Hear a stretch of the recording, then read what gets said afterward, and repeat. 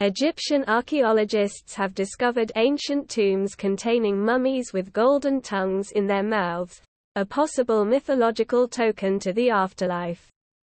Authorities say a number of mummies were found in Qwana necropolis, a burial site in Egypt with hundreds of tombs from different periods in the country's history.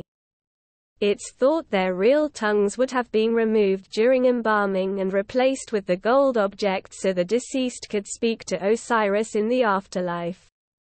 In Egyptian mythology, Osiris is the Lord of the underworld and Judge of the dead, and one of the most important gods of ancient Egypt. Gold tongues made from foil are commonly found among ancient Egyptian mummies. They were placed on the tongues of the dead during the funeral to ensure that once in the other world the spirit could speak to Osiris. Osiris is said to rule over the underworld and would judge the spirits of those who had died. According to the myth, Osiris, god of the deceased, was killed and hacked into pieces that were scattered across Egypt. Isis, the sister and wife of Osiris, was able to resurrect him after finding all of the pieces and making her husband whole again. It is believed the presence of a gold tongue may have allowed the dead to convince Osiris to show mercy on their soul.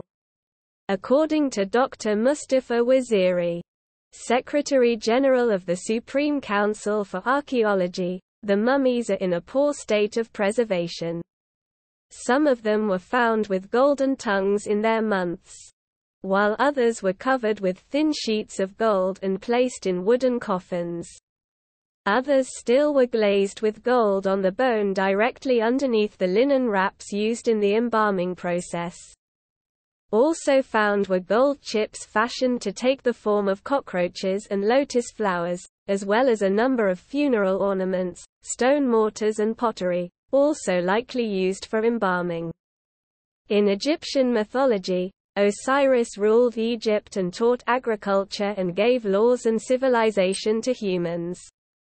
However, Osiris's brother, Seth, was jealous of him.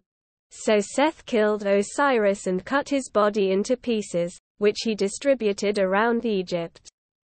Osiris's wife and sister Isis roamed the country, collecting the pieces of her husband's body, reassembling them, and holding them together with linen.